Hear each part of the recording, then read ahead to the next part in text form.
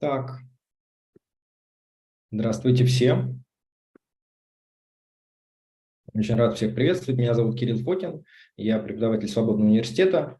Я читал лекции на факультете «Свободные курсы». В прошлом семестре у меня был курс, посвященный political fiction. Я надеюсь, что кто-то из моих студентов, может быть, тоже сегодня будет здесь с нами. Мы продолжаем наш курс лекций, посвященный памяти Глеба Павловского. И сегодня лекцию нам прочитает Иван Крастев. Я не буду долго говорить про нашего сегодняшнего спикера. Я думаю, что вы все, в принципе, понимаете, что это за человек. Единственное, я скажу, что помимо того, что он просто один из самых известных специалистов по России, российской политической системе в Европе и на Западе, он еще и хорошо очень знал Глеба Олеговича Павловского. У него даже, мы вспоминали перед эфиром, есть книжка «Разговоры с ним» под названием «Экспериментальная родина». Всем очень рекомендую, во-первых. А во-вторых, в личном разговоре с Павловским однажды он вспоминал при мне и ссылался на идеи Крастева, в частности, на его книжку под названием в соавторстве со Стивеном Холмсом, написанную «Светом манувшей надежды». Почему Запад проигрывает в борьбе за демократию. Его очень интересовали идеи Крастева, так что я думаю, что это очень показательно, что с нами сегодня человек не просто знавший Павловского, но и человек, чьими идеями Павловский очень активно интересовался. Спасибо. Иван будет говорить на английском языке, ему так проще, он с нами из Вены. Лекция будет длиться минут 40, а потом, если есть вопросы, мы их обсудим, пишите в чат, пожалуйста. Спасибо, передаю слово. Иван, прошу вас. Спасибо и благодарю за приглашение, возможность поговорить. Извините, мне легче будет говорить по-английски, потому что какой-то у меня вирус неприятный теперь, и если там комбинация вируса и моего уровня знания русского языка, наверное, не так хорошо получится. Но я думаю, что все-таки мне будет, если вам легче после этого задавать вопросы на русский, я все прекрасно понимаю, так что не надо вам задавать свои вопросы и свои мнения высказывать по-английски. So here's what I'll try to do in this 35-40 minutes that you generously decided to offer me to share some of my reflections. I knew Gleb Pavlovsky quite well, and when we were talking about the 1990s, and there was this idea how and can basically talk about 1990s, it came to me that in a certain way his personal story, his personal choices, the zigzag of his personal biography is one of the most interesting way to reflect about 1990s. Because now when we try to make our conceptual frames, when we basically try to come with a kind of a clear theoretical verdicts of what happened, what we are missing are two things. One was the ideologies of the actors, what they believed they were doing. And secondly, we always, even when we basically do not have this very strong deterministic mindset, we always believe that what happened was in a certain way what had to happen. So many alternatives that existed and that have been buried in all these years basically are disappearing. And Pavlovsky's story from this point of view is a great example to show of what happened, but also what could have happened, does not need to have happened. And I'll start first with our personal story. Somewhere in the late 1990s, I started to develop theoretical interest in the role of the political technologies in the Russian political system. And I was very much critical to what they had been doing, because in my view, I wrote a piece called Democracy's Doubles that was published in the Journal of Democracy. The major story was I was trying to distinguish their role from the role of the political consultants in the Western political system. And I said, of course, political consultants are very cynical. There are many bad things that they can talk about them, but their client, in a certain way, is a certain political parties, and they are trying to achieve a better results for these parties. Well, in the case of political technologies, and particularly after 1995, 1996, political technologies have been much more, their major client was Kremlin, even when they have been working for different parties. And the idea was not simply to maximize the vote of the parties, but basically the parties to get as much as basically Kremlin believed is going to be good for the political system. So from my point of view, it was political technologies that were best way to understand how the managed democracy worked in Russia in the 1990s, and I see basically their role in the political system not very different than the role of the Gosplan during the Soviet economy, basically planning for others. So when I was doing this work, I had been reading about Pavlovsky and his colleagues. I didn't know him personally. And then we met, and in 2009, just after, basically before Obama's visit to Russia in 2009, I decided with a group to invite to Moscow a group of Western experts, but all of them who are not specialists on Russia. So this was some very big names, but the most important was that they do not speak Russian. They have never been specializing in Russia, because I wanted to try to see how Russia is going to be perceived by people who do not have history of studying Russia, who basically do not have certain positions that they should defend what they said right, for example, in 1985 or in 1992. And then the idea was to try to show these people as large and as broad spectrum of opinions. So they can not simply be told about this and that, but basically have a possibility personally to encounter some of the most important political and intellectual players. And then I approached Gleb Pavlovsky, who back then was basically in his power and influence. He was not formally working for Kremlin, but of course, Fond Effektivnej Politiki was very much, very closely working with Kremlin. And I said, can we organize something? And we really want a very broad group of people. And we really get around 30 people, Dugin on one side, Lilia Shevtsova on the other. And we were trying to basically try to show these Western experts what these people disagree between themselves.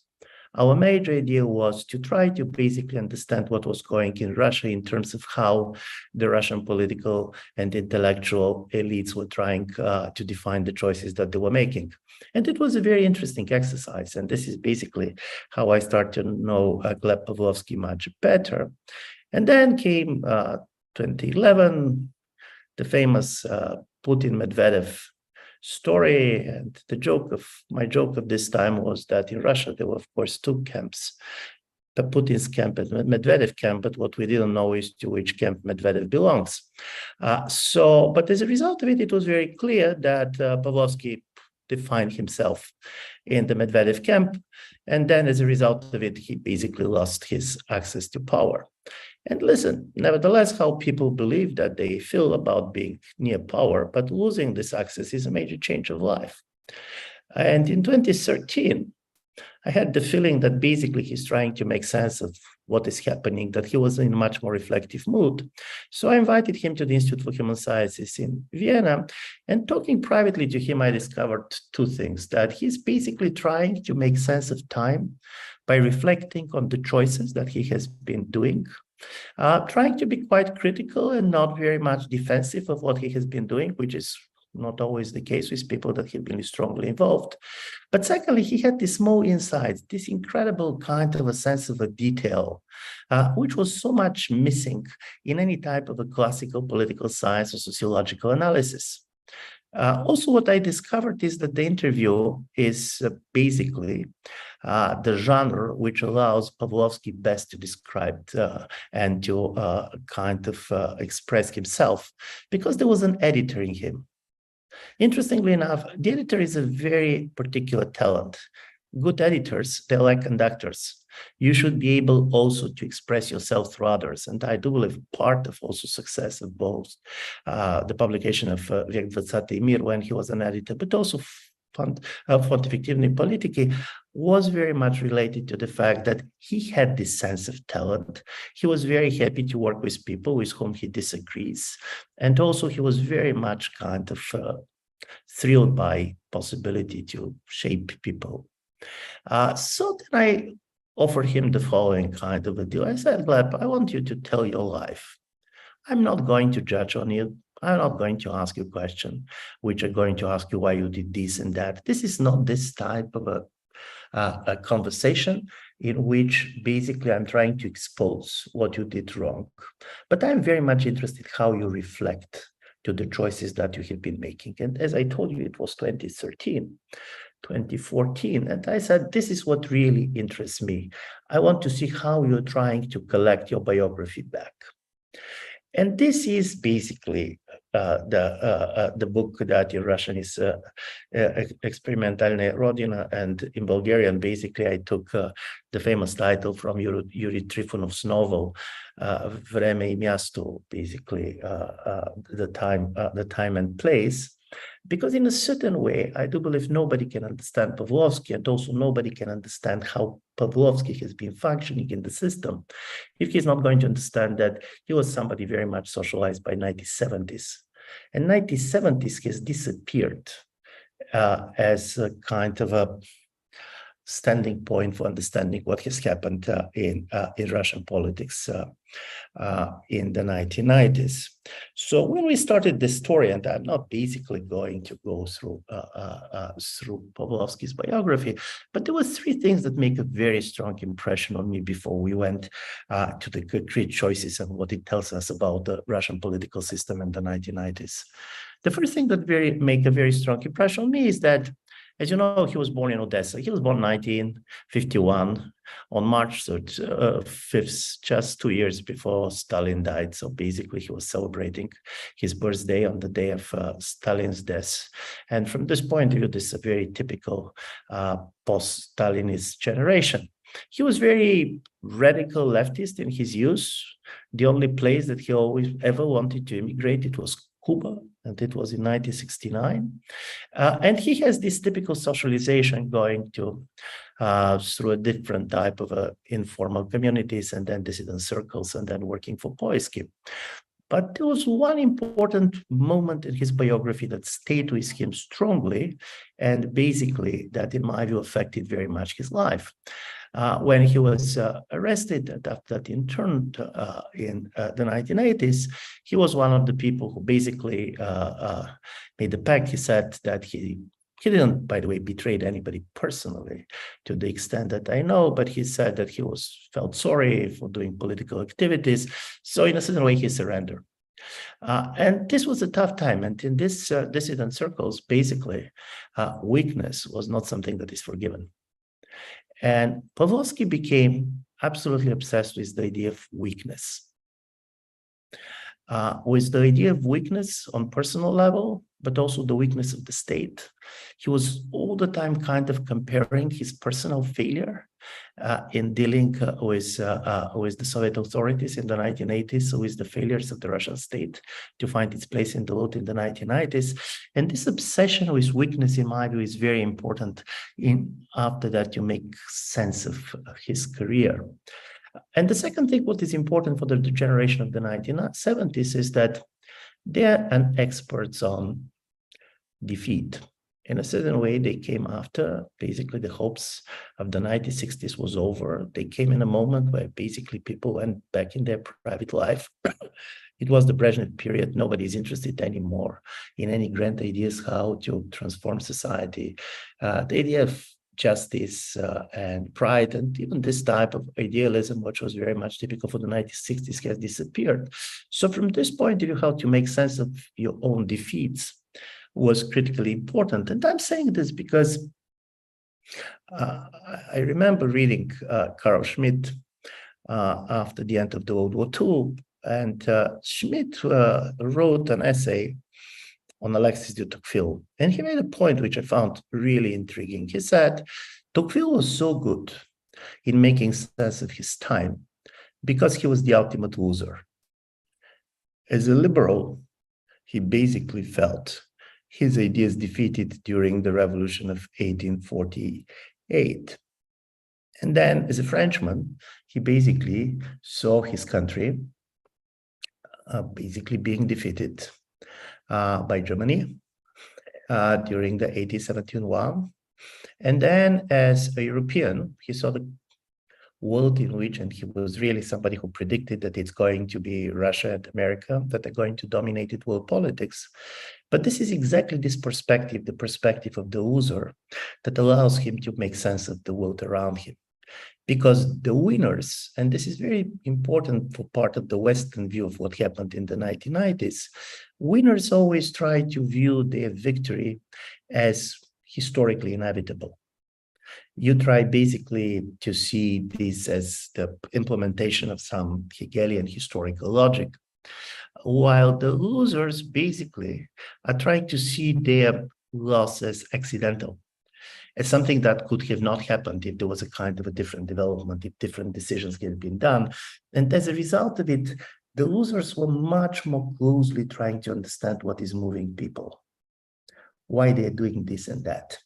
And in my view, from this point of view, in order to understand, Gleb Pavlovsky is, in my view, a very interesting way to go as a door to allow us to make sense of the Russian politics of the 1990s. We should keep in mind that he was also kind of an ultimate loser. He was an anti-communist. He was an anti-communist all his life. He basically never had any type of a flirts with the Communist Party. He never tried to be part of the communist society in the way it existed of the Soviet Union. But at the same time, he was strongly pro-Soviet. So the collapse of the Soviet Union, like for Putin, for him, was a personal tragedy. And one of basically his most powerful essay was an essay on the disintegration of the Soviet Union, and it was a total outrage at Yeltsin and Ukrainian and Belarusian leaders who did it. Also in 1991, strangely enough, he basically, of course, was somebody who was pro-Soviet, but he cannot identify it with putschists.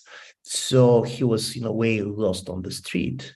There was not his own party. He hated Yeltsin, but also he hated because he felt much more intellectually close to Gorbachev. But at the same time, basically, he hated people who started the putsch. And in 1993, he was not on the side of Yeltsin. Basically, he always believed that the decision to shoot on the parliament was a tragic decision for the democracy in Russia. And Vek 20 Mir basically published a huge issue, which was very much devoted to what happened. And it was very much blaming Kremlin for what had happened. And when he basically joined Yeltsin, paradoxically, it was at the moment when the liberal intelligentsia left him, and this was over Chechnya, the first Chechen War, 1994, 1995. And he also ended, in a way, as a big loser, also in 2011, because he was a very genuine in his support for Putin. He believes that Putin's system is going to consolidate Russian power. And basically, he saw that this is not going to happen, that it's totally personalized power. And as a result of it, he was one of the first who basically, much earlier, when nobody of us believed it seriously, said Putin means a big war.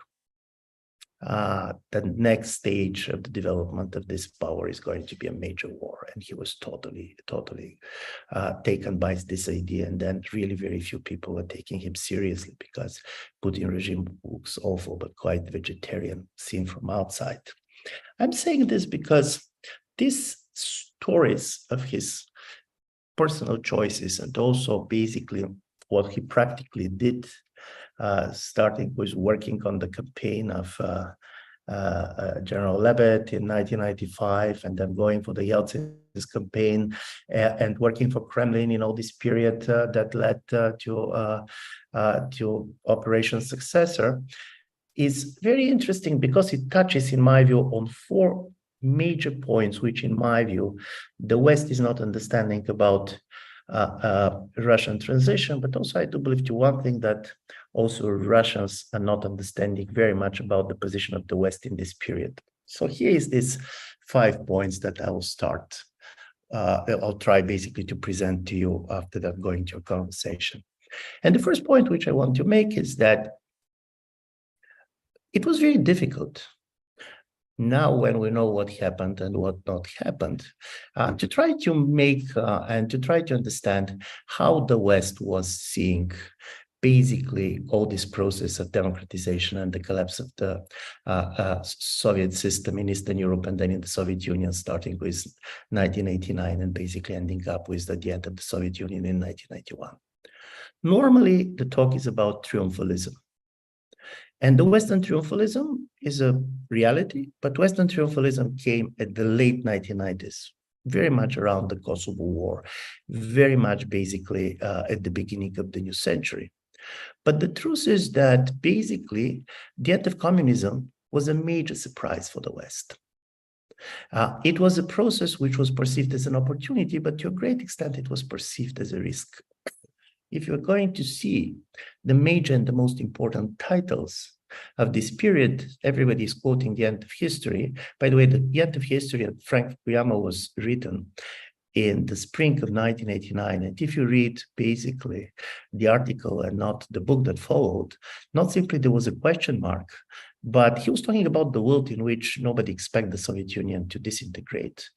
The end of history was about the end of the communist ideology. This was not about the end of the communist system.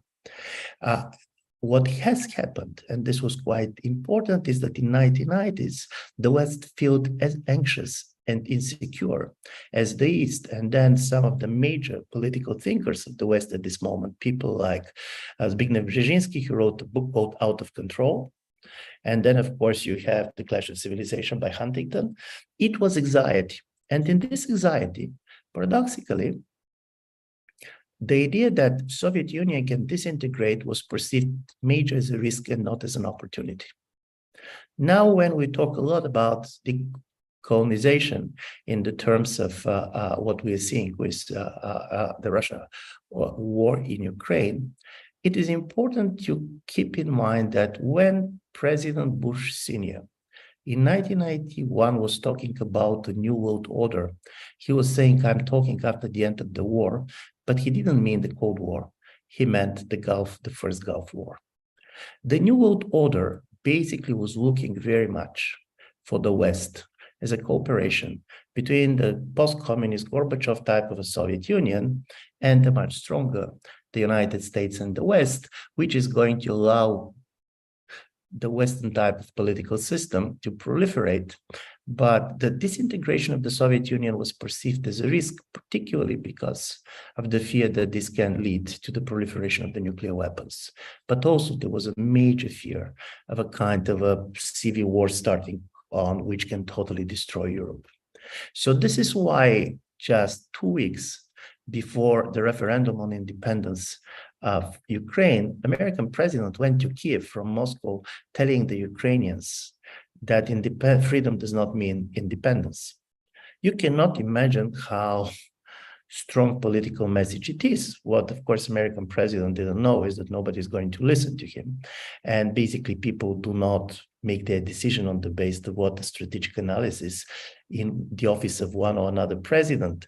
But the most important thing is that when the democratization started, with the exception of the Baltic republics, which never have been recognized by the West as part of the Soviet Union, the major story was how you're going to democratize Soviet Union as a whole.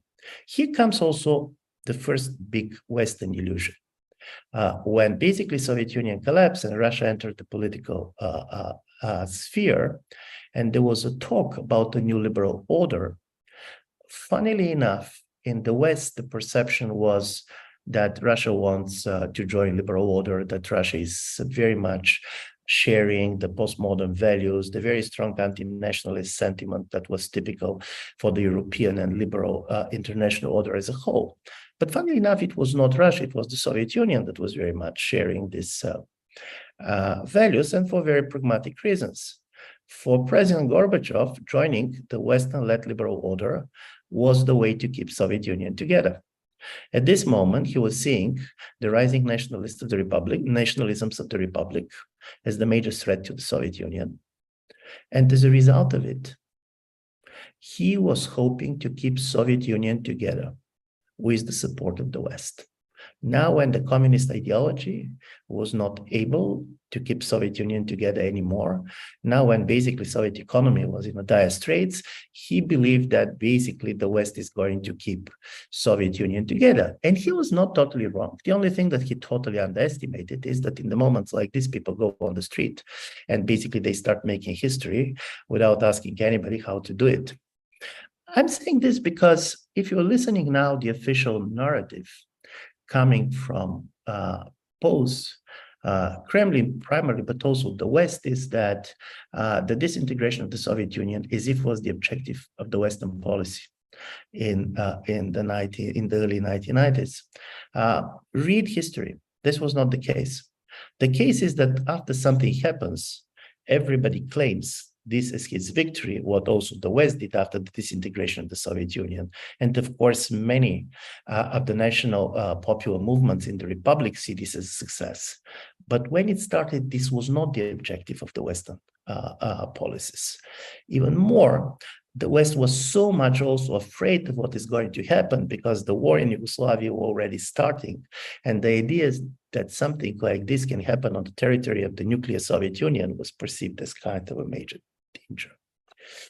So this is the story, and it is people like Pavlovsky who manage to keep their anti-communism and their total commitment to the preservation of the Soviet Union turned to be one of the major kind of figures, very difficult to be understood if you are not understanding this central paradox of the collapse. And by the way, just for having the smell of the mood of the time, it was in the December 1990 that the top panel of the most respected American specialists on Soviet Union have been asked what is the chance of the Soviet Union to disintegrate by the Pentagon. And basically they said 80% is the chance that the Soviet Union is going to survive. So this mystery of the Soviet survival, Soviet collapse came very strong.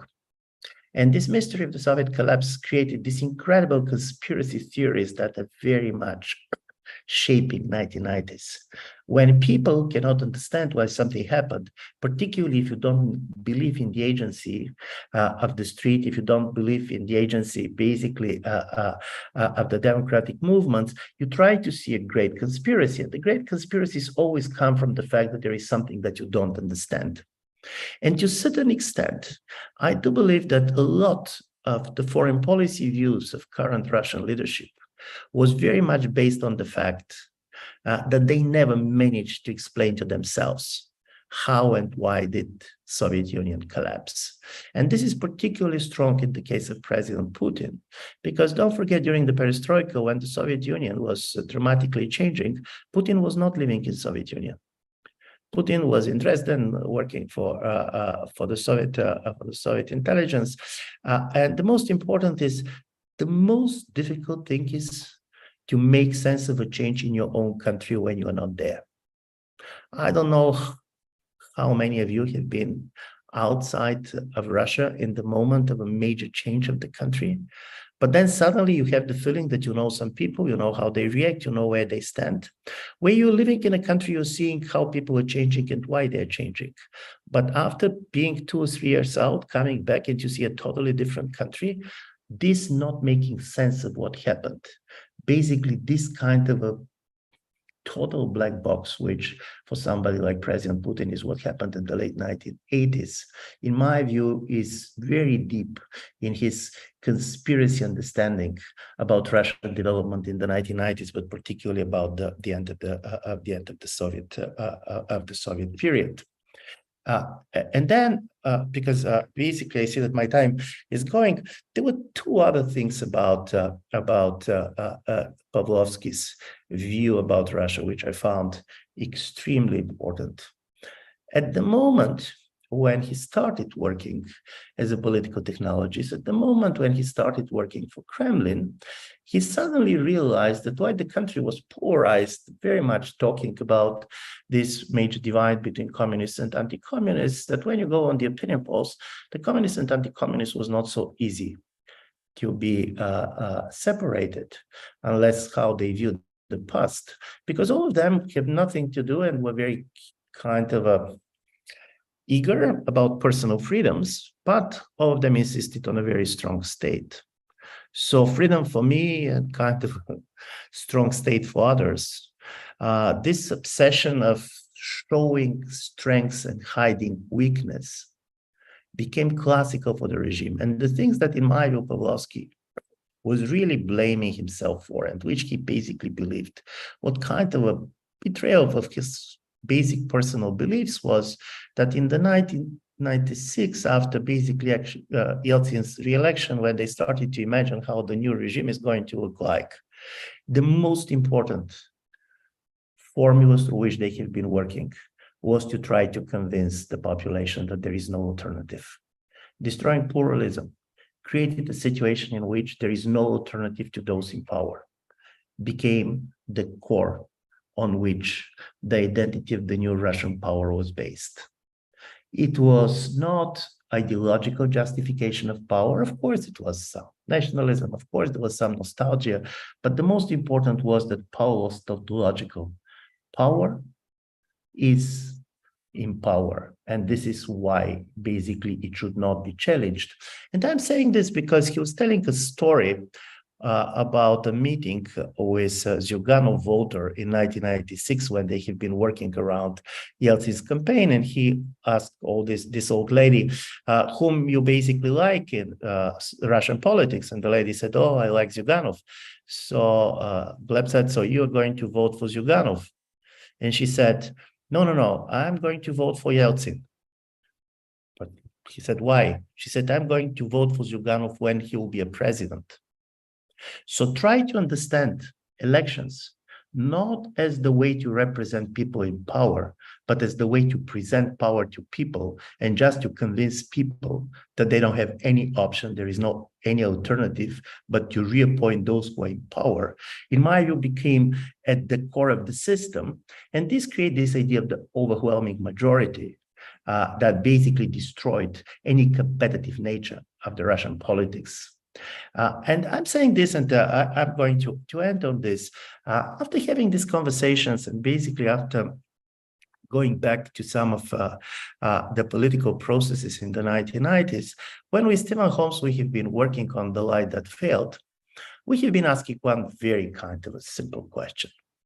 Everybody agreed that in year 2004, after the rise of the oil prices, after basically managed politically to stabilize his power and totally weakening the position of the oligarchs, Vladimir Putin was going to be easily elected president in a free and fair elections.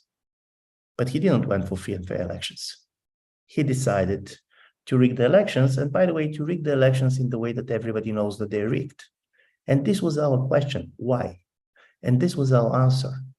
Rigged elections were not so much about faking democracy. It was faking management. It was trying to show that basically power can do anything, that power cannot be opposed, that power does not have any alternative. And this was, in my view, this ideology of no alternative that very much explained where Russia is now. I'm going to end up, before pointing, with something, with one sentence that is going to give, for those of you who have not been meeting Pavlovsky, in order to understand the type, and the type which does not exist in my view much in modern politics, both in Russia and the West anymore. When we have been talking about the disintegration of the Soviet Union, and when I was pressing him on many reasons for which it was very difficult for Soviet Union basically to be preserved, he said a sentence that always stayed with me. This was 1991, was a difficult moment in his personal life. There were certain things happening in his family. So he told me, listen, if I was not so much torn apart by what happened in my personal life, I was never going to allow the Soviet Union to collapse. And of course, there was something incredibly idiotic in this sentence. And of course, there was this idea of omnipower that basically exists only in the science fiction novels. But people like Pavlovsky was very much coming from a science fiction world. When he was talking about the major books that he was reading, when he was young, he said, all the things that I read came out of me starting reading science fiction novels and where the science fictions basically were leading me to. He said, I read Dostoevsky simply because somewhere Strugatsky's brothers has said that he is the first scientist, science fiction writer in Russian language. I'm saying all this because this feeling that everything was possible and a single personality can save or destroy the system, can save or destroy the country. This incredible sense of agency that existed in the 1990s was probably the best that existed this time. Unfortunately, it probably also explains how it was possible it to end where it ended. So let me stop here, and I hope that we're going to have a conversation. Thank you. Большое спасибо. Мне кажется, это было очень интересно, и, в общем, есть о чем подумать и о чем поговорить. Я сначала воспользуюсь своим положением, сам задам вопрос, если возможно, а потом перейдем, если будут в чате. Вот скажите, пожалуйста, такую вещь. У меня создалось впечатление, что последние годы, может быть, даже десятилетия, Павловский занимался тем, что пытался придумать, или, как бы сказать, собрать, сконструировать некий новый язык для описания политической реальности в России. Например, вот этот его знаменитый термин «система.рф», который он постоянно употреблял, вот это вот, как бы сказать, череда импровизации, о которой он постоянно говорил в поведении политической системы России. И уже в последние годы, как мне кажется, он особо увлекся вот этой идеей большой стратегии, которая тоже в некотором роде, кстати говоря, происходит из такой околофантастической литературы. Ну, то есть я понимаю, что изначально это Клаузевиц, но скорее Павловский это употреблял в понимании Лютова, как какого-нибудь современного американского. Скажите, пожалуйста, как вы, вот с точки зрения более, так сказать, академического специалиста и теоретика, относитесь к его попыткам и к тому, насколько его язык релевантен для использования людьми вне, так сказать, майндсета самого Павловского?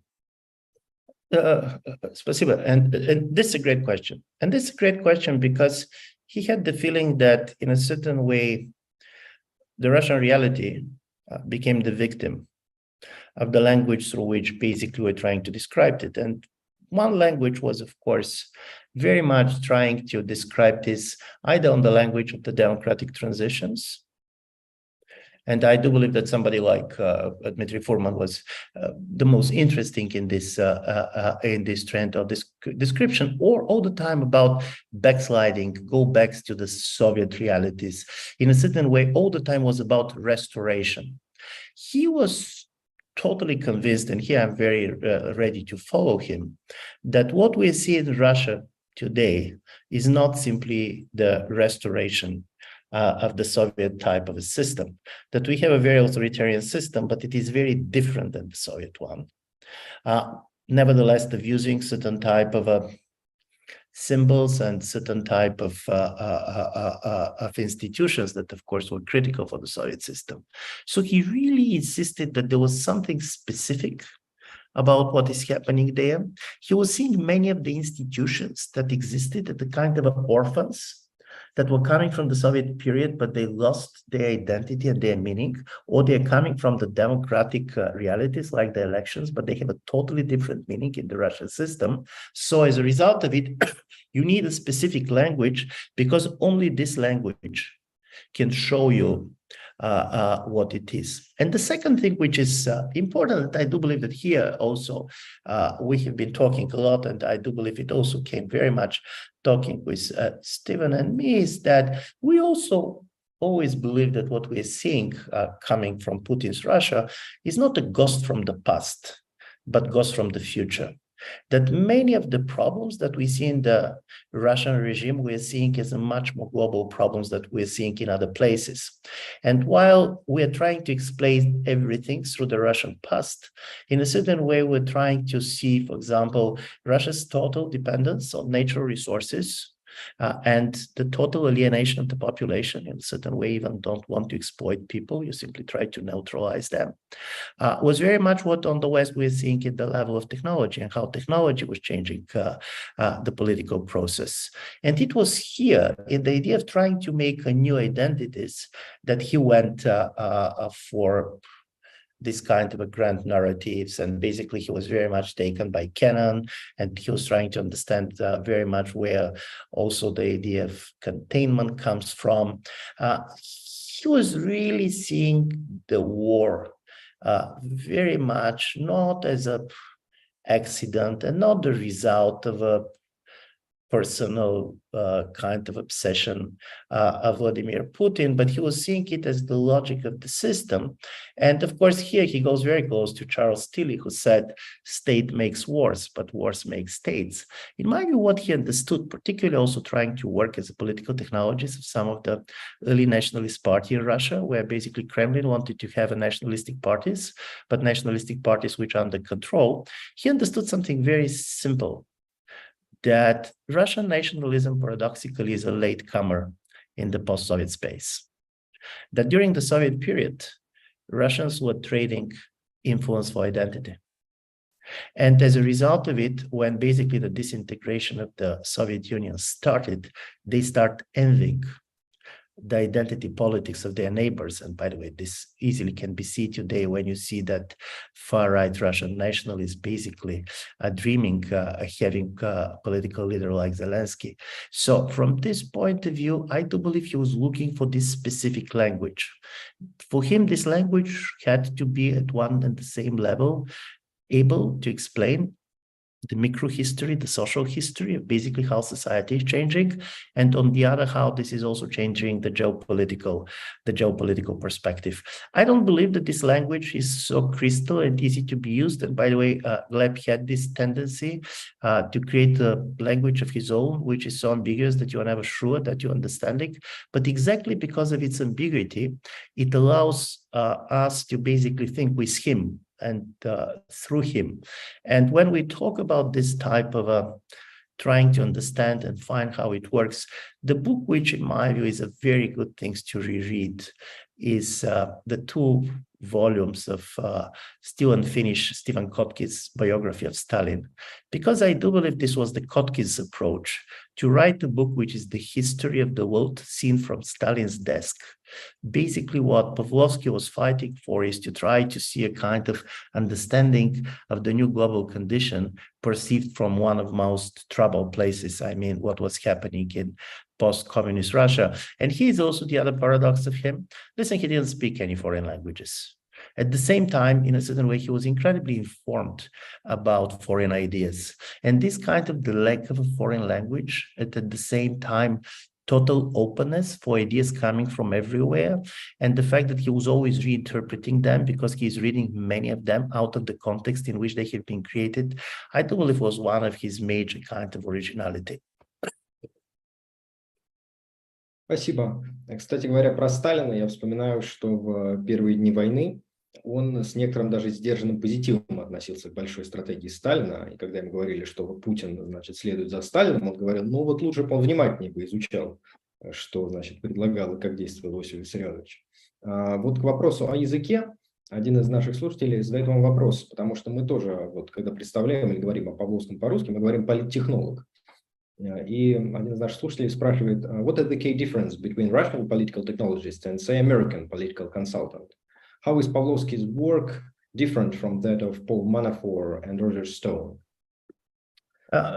This is extremely interesting. And by the way, this is also extremely interesting how the work of Russian political technologies also very much changed the work of some of the Western consultants who came to work in Russia, and after that basically changed how they're working in their own countries. But the most important story about political technologies was that when in 1993, 1994, 1995, all these people came and started active in politics, the social structures of Russian societies was destroyed and very weak. There was no real political parties or organization, probably with some exception of the Communist Party, but it was kind of also very, very, very weak. At the same time, there was a incredible power of the television, because at this moment, basically, there was 2 or 3 television channels. It was before all social media. So the idea to try to understand politics as work of fiction, and you said that you have been basically reading a course on the political fiction, but it is quite interesting to see how some of the major important, some most prominent name of the Russian avant-garde at these early years have been working with Pavlovsky. Poets, people even of course, Marat Gelman and others. So from this point of view, this was not about representation. This was an extreme version of postmodernism, of the fact that the words are creating realities. Political technologies in the West were very much kind of less inventive because they have been much more constrained. They were much more constrained because of the political reality they have been working with. But here something important happened. Many of these people came to Eastern Europe, not only Eastern Europe, Latin America, and so on. So they started to work outside of their own countries. And when you work outside of your countries, two important things are happening. You're, of course, not well understanding exactly what you're doing. You're either very much concentrating on logistics, you're trying basically to implement things that you have been doing in your own countries, but also part of the moral borders. What is possible and what is not possible? For example, how provocative you can be. Is it a good thing, basically, to try to beat on somebody or even to kill somebody in order to create a momentum? In your own country, for example, if you are a consultant in the United States, the idea to kill somebody is probably not going to come naturally, plus the chance to be arrested is going to be higher. But when you go outside of your country, suddenly, all this kind of disappears. You're just outsider. You don't have any relations to the societies in which you're working. And many of these people that when they have been working outside of their countries, when they came back to the United States, not so much to Western Europe, basically they start using the techniques that they have been using in the East. This is the same what happened with basically many of the things that have been done during the fascist period in Europe, which was basically borrowed from the way the Western states have been functioning in their colonial systems. And suddenly you have exactly, this is why Manafort is a great idea, that basically you believe that elections are not about representing any people, that you basically can manage everything, and everything is about financial and media resources. This total obsession with media came extremely important, and also that you can manipulate society without limits. So from this point of view, there is a difference between, in my view, political consultant and political technologies. As I told you in the beginning, the classical political technologies, for example, when in 1995 or 1996, Gleb Pavlovsky is going to work for Levitt, his major client was not Levitt, his major client was Kremlin. And when basically you're going to create some of the new parties of the last years, again, the political technologies, they're helping a political leader, but their real loyalty goes to Kremlin. You don't have this in the political system in the West, but what has changed is that many of the political consultants of the West that have been working outside of their countries, basically they start adopting this much more morally outrageous practices, much more provocative, much more trying basically to manipulate. And then, of course, after that came technology and came micro-targeting and so on, which is, of course, totally different game. And I don't believe that this is exactly where it didn't come. It was not based on the Russian experience. But also one of the biggest stories in Russia was the money. And some of these people, particularly when they have been working for very rich clients and working for some of the oligarchs, they start seeing themselves as an oligarchs. They cannot understand why people can fly on the commercial flights. And the Manafort story from this point of view is critically important. Basically, when you live for a while and work for a while among the oligarchs, it is important. From this point of view, it's important also Pavlovsky's experience in the Orange Revolution in 2004, which was a major failure. It was a major failure because they basically tried to do in Ukraine what they did in Russia, and they failed. But when they failed, they didn't believe that they failed because the society reacted differently. And we had a long talk about this with Pavlovsky also in the book. They simply believed that in a certain way, the Westerners were better political technologists. And this is one of the major stories in the East-West relations that you can see everywhere. For example, when General Gerasimov in 2014 wrote basically an article on the hybrid war, in the West it was called Gerasimov's Doctrine. If you read carefully the article, basically Gerasimov's claim that he is describing what the West is doing to Russia. So all the time, Russia was perceiving everything that is happening inside its borders, outside of its borders, as a political technologist. One of the important things that I do believe basically Gleb start to realize much later is that there is certain thing as a spontaneous political action, for good or for bad. And of course, there is different political players trying to domesticate it one way or the other. But the history of the loot is not only history of political technologies. So the difference between the coup and the revolution is not simply that one has won and the other has lost. But I do believe this was very much kind of lost in a discourse in which everything is about manipulation, everything is about skills. And of course, this idea to try to explain everything this way is not just a Russian disease. We can see it in many Western countries where basically you try to explain any type of discontent of your own population as being just the result of the foreign propaganda. Спасибо. В продолжение того, о чем вы уже говорили, вот здесь один из наших слушателей пишет: Thank you for a very detailed lecture on Pavlovsky. Could you please elaborate on his views on morality and ethics in Russian politics? Putin has been deliberately destroying morality in politics. И дальше он же задает продолжающий вопрос: What heritage has Gleb Pavlovsky left to the current regime?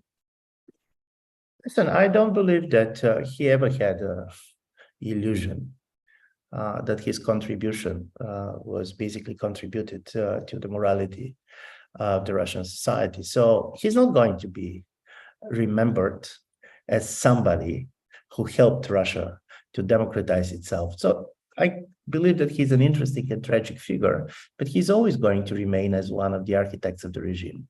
And he was quite aware of this. And part of the major story and people like him, they were very Machiavellian in a classical Machiavellian case, which said that politics and morality is that they're different fields which go under different rules and basically after different ideas of success.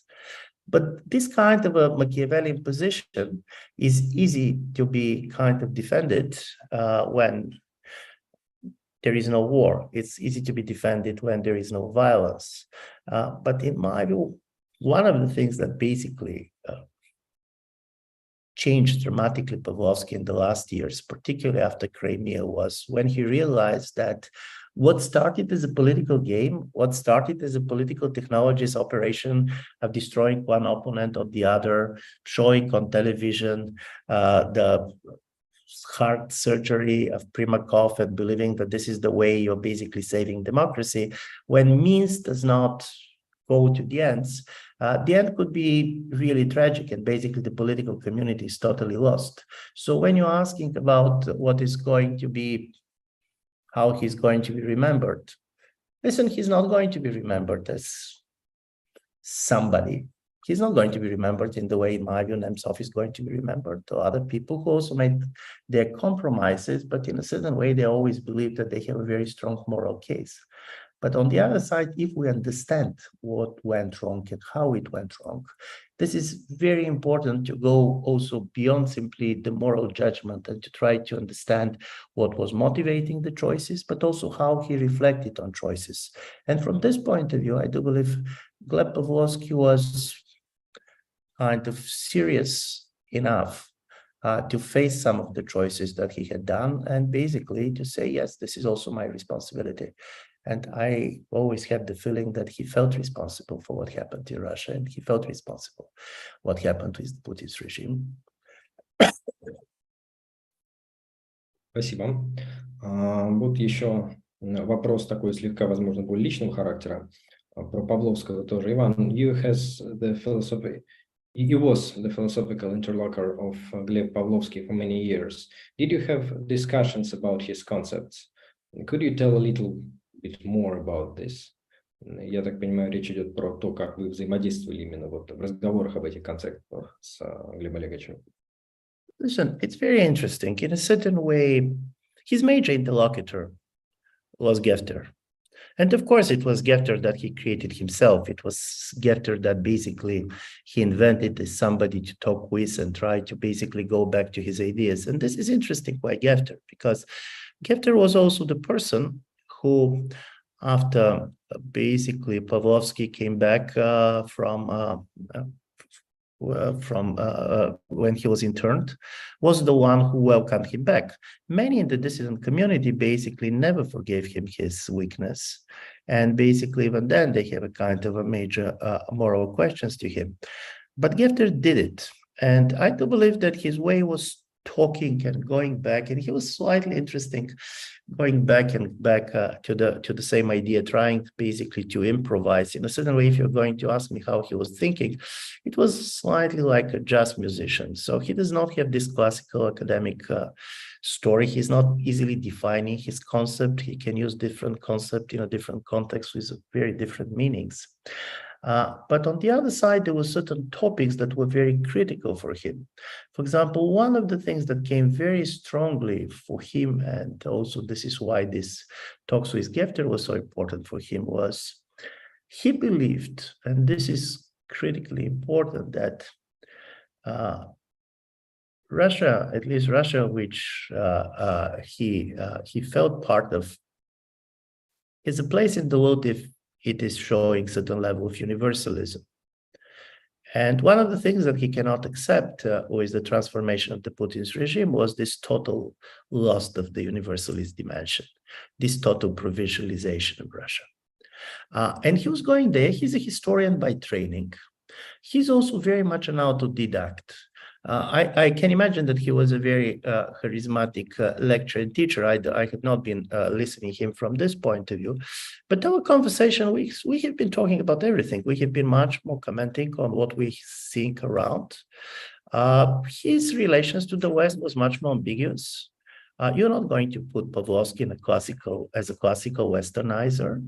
Of course, he was not anti-Western also in this way. He believed in a certain way in the uniqueness of the Russian society and Russian civilization, but not in a messianic way. But the most important, at least for me in this conversation, is he had a very interesting eye for detail.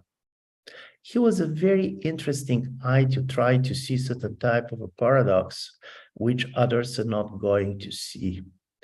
And also, in my view, and could be wrong, I do believe that he developed a real understanding, particularly of Putin's power, because while he was in and when he was working for them, and basically when he obviously, I can imagine, believes that he's conceptualizing for them, he never developed the kind of, he's never lying to himself. What is motivating some of these people? And as a result of it, he never went in a kind of a simple explanations simply about greed or corruption and so on. He was interested in the system. And I'm saying this because, interestingly enough, one of the things that basically was at the heart of the inability of the Western expert community to predict that Putin's regime is going to end up with a big war, a totally unprovoked war, and to be honest, totally meaningless war, even from the point of view of Putin himself, was that people were saying, oh, this regime is very corrupt, but it was reassuring. They was always trying to believe that it is so corrupt, which means that economy is at the center of everything, that all these people are interested only in their bank accounts, that they're never going to risk their wealth for starting something as risky as war. And I do believe of this, Pavlovsky was different. His understanding, his concept of power was that basically Russia was in a major search of identity, that the Russian state, what he called Sistema RF, basically was created and can survive only in all this war environment.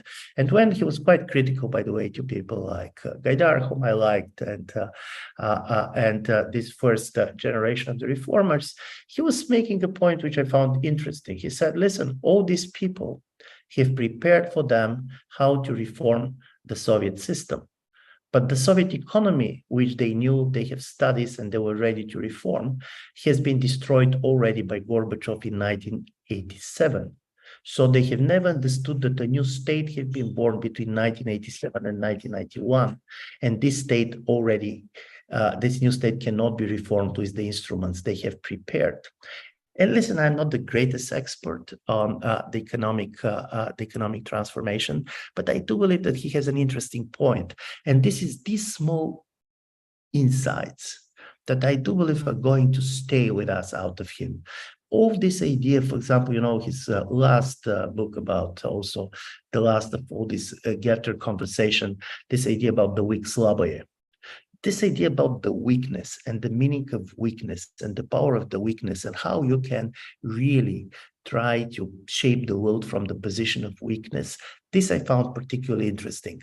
But to say that he has a theory, for example, of history, or that he has a very clear concept that can easily be presented as a PowerPoint presentation, I don't believe that this is true. And by the way, I don't believe that Gleb was going to be happy if we were able to make this kind of a PowerPoint presentation of his ideas.